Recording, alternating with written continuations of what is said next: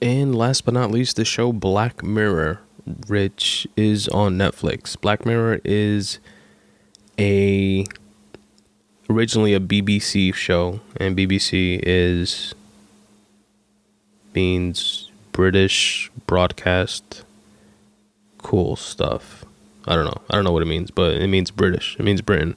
You know, like BBC News, BBC whatever means people that talk like this, eh, mate? But sound less Australian-y. It's a British show that is available on Netflix, and I just find it so interesting, so I like smart social commentary, and I feel like it speaks to what's gonna happen if technology keeps progressing in the way that it is, and if our social norms keep progressing in the ways that they are. And it shows you, each individual show is like a different show, so it's not like you have to watch it in sequence, and like each season, you know, there's 4 seasons right now. It's not like you have to watch them in sequence. Like one has literally nothing to do with the other, different actors, different stories. It's like little movies. It's like little hour-long movies, each one, basically. Some like 45 minutes, some are an hour, and they're all like standalone shows, which is cool too. And I'll tell you guys about a couple episodes that I liked, just so you can like have an idea of what the show kind of is. From season 1, there was an episode, for example, where the world was such that the people in it, like the protagonists of the show, they like woke up to work, and their work was like spinning on a bike, basically, and they had to like spin on the bike to create energy for whomever, and then they accumulated enough credits and points to like buy certain things like lunch and, you know, certain very non-extravagant things, and you could accumulate enough credits to spend on a ticket to a talent show, and this talent show is viewed by the rest of the world, because all these people are kind of like, you get the sense that they're like captive, and you can spend all your money, which is like a fortune, which is like the life savings ever from working in the job that you have to work till death, apparently. But you could spend it on this like flyer lottery ticket type thing to be on the talent show, and then if you win the talent show, then you get like fame and riches, and you become one of the elite, and you live lavishly. So that's like the way out, you know. And it shows all these people pretty much just waking up, going to work, pedaling on the bike aimlessly, and some have this, you know, some are just like, yeah, this is what life is, whatever. I just wake up, go to work, go to sleep, you know, spend my money on movies and TV shows or porn or whatever. Like, it shows like what the different people do like after they finish pedaling. And some people save it, and some people are dreamers and are saving up for that lottery ticket thing, and some people like don't give a fuck about it. You know, you different types of people, right? All different types of people within the spectrum. And it's like most of us now, right? You wake up, go to work, and you fall into like the same routines, same rut in life. And some people dream of ways to get out and have ideas on how to do it, and some people do risky things like play that lottery, and some people actually win, you know, and some people, and then it shows like a flip side to everything, where it's like this talent show thing. It's kind of like The Voice or like America's Got Talent or like one of those like shows on NBC that, you know, the crowd is full and the whole world is watching, and, you know, it's like a Hunger Games type of thing, you know, everybody's looking at that, and that's like the biggest thing in the world. And so that's like a whole other side to it. So that's like one episode. I'm not going to spoil it for you guys and tell you how it ends. That's in season 1, and that's called 15 Million Merits. Also in season 1 is an episode called The Entire History of You. This is definitely one of my favorites throughout all 4 seasons. I haven't finished watching all 4 seasons. I watched 3 of them, I believe, completely, or I think I have one more left in season 3. And they're short seasons, by the way. Like the first season seems like a pilot type season, I guess, because there's only 3 episodes in season 1. Season 2 has 5 or 6. Season 3 has 5 or 6 or 8.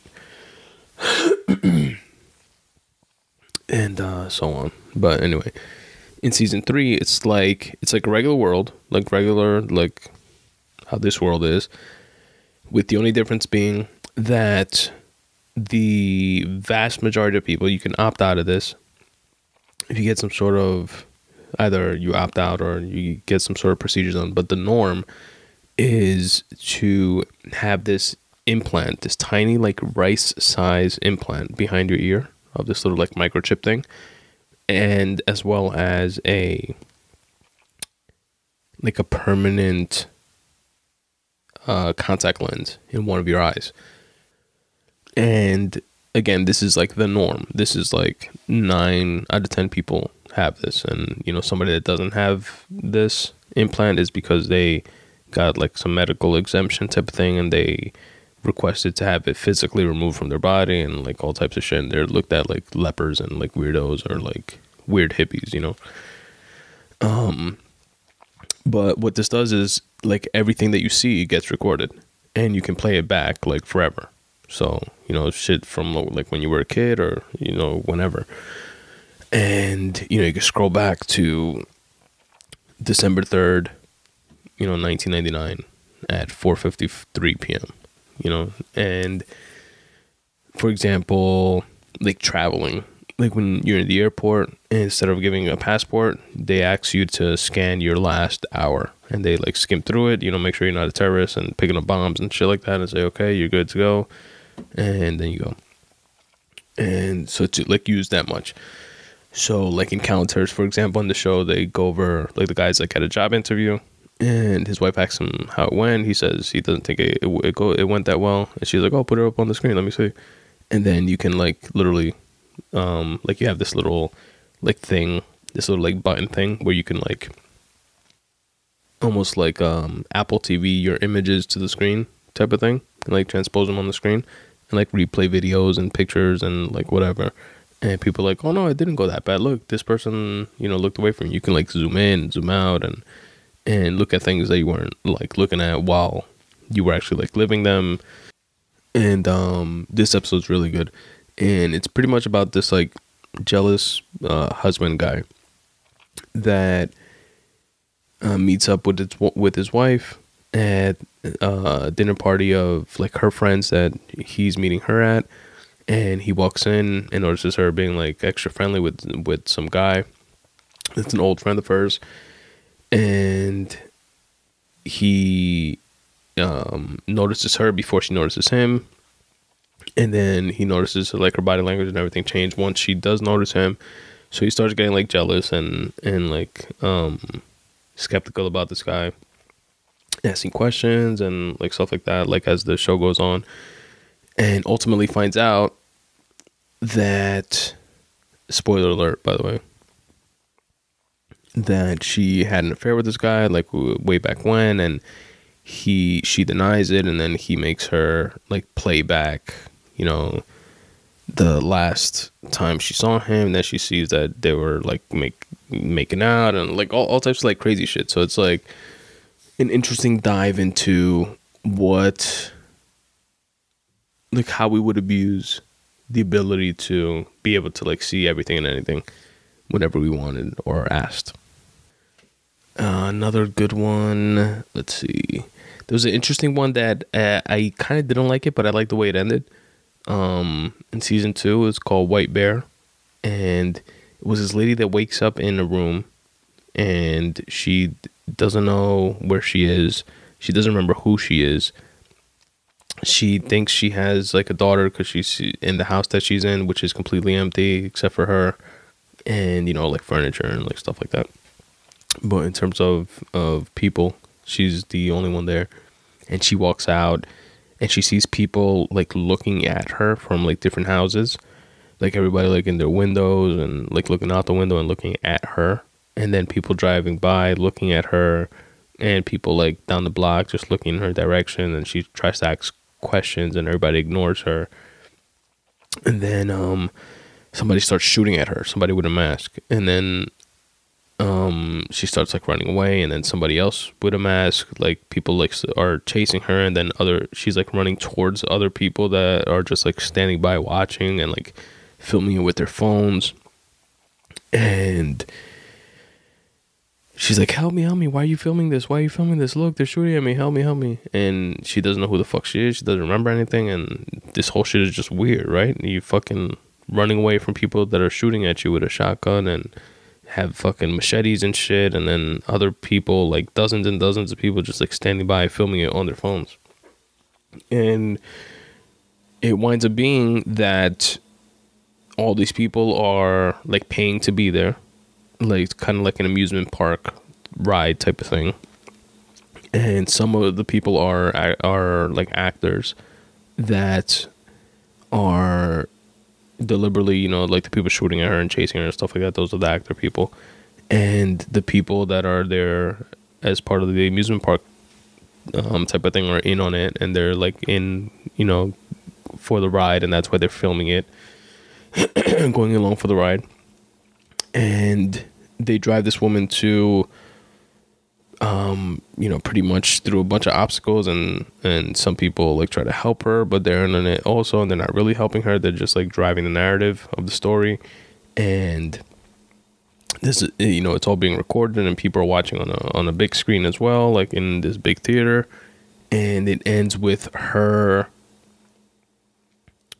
trying to, you know, she's fighting for her life, and she's almost gonna die, and then she grabs a gun, and it's she winds up being a fake gun, but she shoots like a person, and the gun doesn't really shoot. I don't know. Anyway, there's a big reveal at the end, and she winds up being like on a stage, and then they sit her down and tie her down to a chair, and everybody's screaming like, "Oh my god, that was awesome!" And she still doesn't know what the fuck is going on. She doesn't know who she is. And then they put on the screen that she was a woman that, so the whole time you like feel sorry for her. You're like, yo, what the fuck? These people aren't helping her. You know, what's going on? You as a viewer, you don't know what's happening either. And they reveal like on stage that, and they, you know, they play video for her as like the proof and stuff like that to show her like who she is. And it turns out that she's a woman that she like abandoned a infant or a baby, her daughter or her kid or whatever, and or killed it, and she did something horrific, and was sentenced to this that they keep doing to her as like an amusement thing. Like, this is her punishment basically. And then they wipe her memory out and start it all over again and do it again. And they do that, you know, every day. And that's her fucking torture. So it's like a crazy flip, because you like feel sorry for her the whole time, and then you're like, wow, she was a piece of shit actually. And then all these other people, you know, watching and doing this and allowing this type of like weird torture crying game type of thing are pieces of shit too. But I don't know who's worse. So like some of the shows are like really good, and but then some of them are like, oh, that was cool. You know, it's not like amazing, you know, the most amazing shit you've ever seen, but it was like, oh, that was cool. That was cool to watch. I'm glad I saw that. But, you know, it's definitely not the best thing I've ever seen, or the worst thing I've ever seen, or anything like that, but I'm glad I saw it, you know? At least that's how the shows like leave me. But check them out, you know, read the descriptions if you guys want. And each individual, you know how Netflix gives you like a little synopsis of each episode or whatever. Check it out. Remember that they're all like individual, separate shows. You don't have to watch it in order or anything like that, and see if any of them sound interesting to you. Check it out. It's definitely an interesting concept show, like an interestingly written and alternate reality-ish type of thing. So check it out. Again, it's called Black Mirror, and it's available on